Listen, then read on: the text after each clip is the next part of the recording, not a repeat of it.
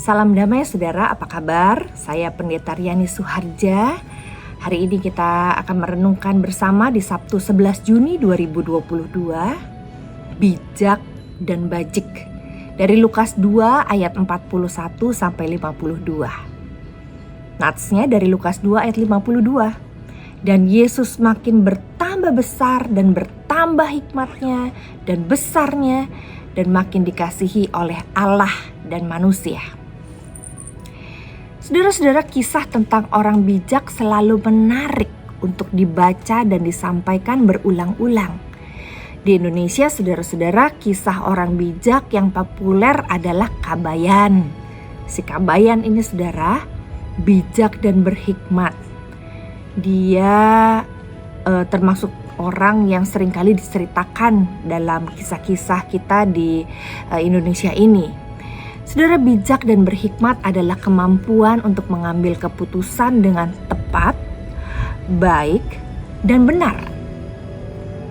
Teks Alkitab kita hari ini menunjukkan bahwa Yesus adalah orang yang berhikmat. Ia mampu bersoal jawab dengan para alim ulama di Bait Allah. Ia juga dapat memberikan jawaban yang tepat atas kegundahan orang tuanya. Maria, saudara, ibu Yesus, juga menunjukkan hikmatnya.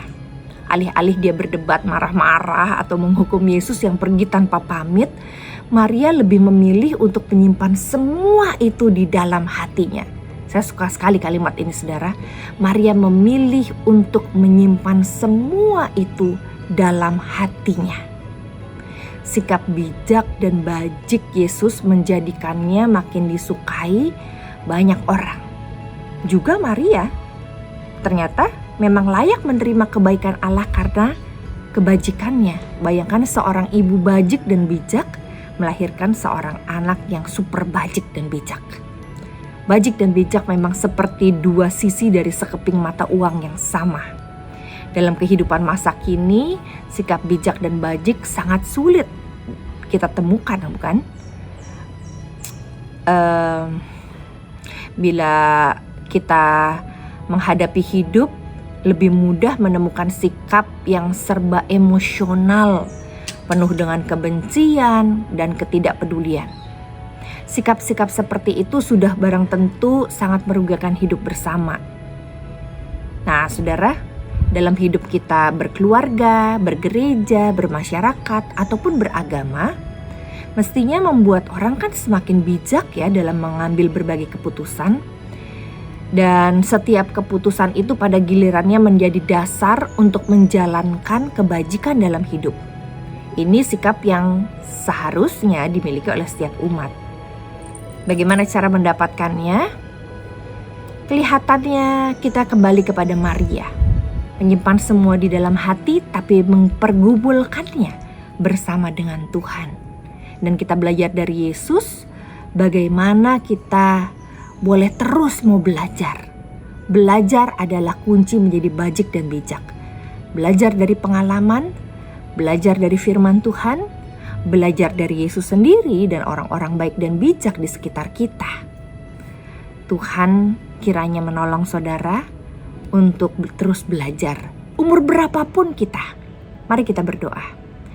Bapa di surga, kami bersyukur karena kami punya firman Tuhan, punya Yesus, punya teladan orang-orang yang bajik dan bijak untuk mendorong kami juga meniru, mengikuti, dan menjadi bajik dan bijak. Kami berdoa ya Tuhan, berikan damai-Mu, berikan teladan yang kami perlukan, supaya semakin bertambah usia, bukan kami semakin emosional, tapi semakin mengambil keputusan secara tepat, melakukan sesuatu secara benar. Dan kami boleh hidup baik dan benar bukan hanya untuk diri kami sendiri, tapi di mata Tuhan, di mata masyarakat, di dalam keluarga, di gereja, dimanapun kami berada. Anugerahkan ya Bapa hikmat-Mu senantiasa, khususnya ketika kami harus mengambil keputusan dan mengalami hal-hal yang sulit dalam hidup. Dalam nama Tuhan Yesus kami berdoa. Amin. Tuhan memberkati saudara.